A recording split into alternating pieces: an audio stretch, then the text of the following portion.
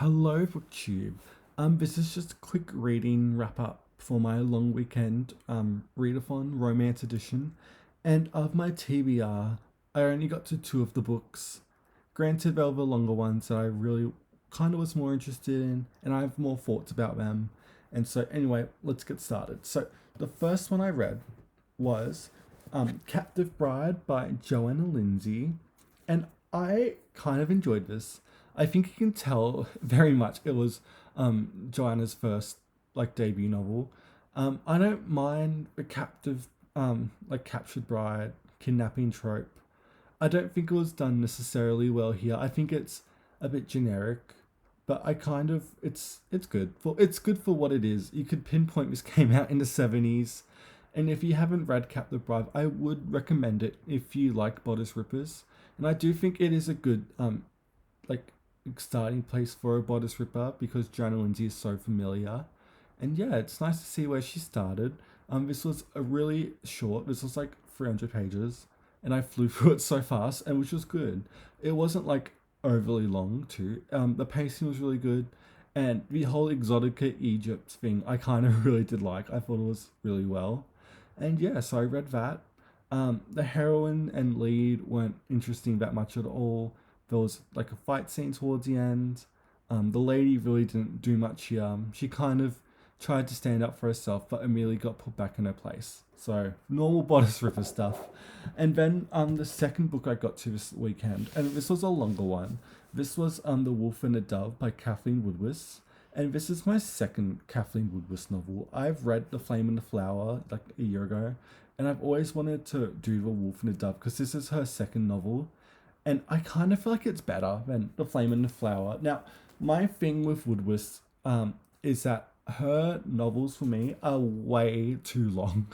This should not be like 500 pages. This should you could easily make this into like a 300, 350 page novel, and you wouldn't miss that much.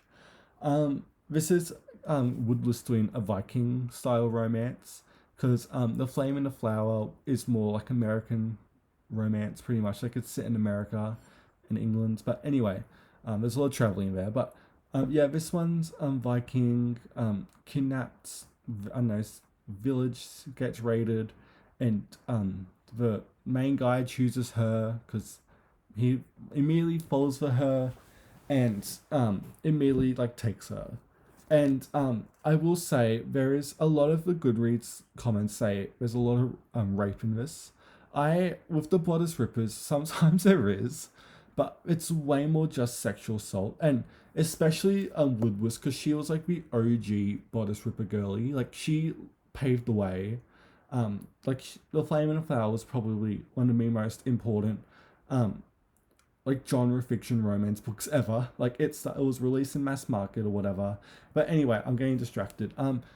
Yeah, it's mostly just sexual assault, a lot of groping, but it's very dated in terms of women don't ask for sex, and the men have to show the woman that they can have pleasure like that. And you don't get sex on the page in Kathleen Woodwis as you do like a later on like a Joanna Lindsay or even like a modern historical romance. And I like Kathleen Woodwis's writing. I love her pacing, but her page count just needs to be trimmed down. But I did like The Wolf and the Dove. The heroine I think is a lot stronger than in The Flame and the Flower. She's more got more agency to her, but her leading men are just generic. They're just alpha men that have no personality, and that's okay because it's bodice ripper pretty much. But yeah, this is probably my favorite Kathleen Woodwis. She has a couple other novels that if I ever find secondhand or whatever, I'll pick them up. I do have these in the Avon. These are reprints, and the font in them is so tiny. Like, look at that.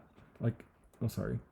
Like it's if I ever find like an older step back, I don't even know if these got released as step backs, but if I ever find them or in like just an older edition that's more as like a sturdier mass market, I will probably pick them up to be honest.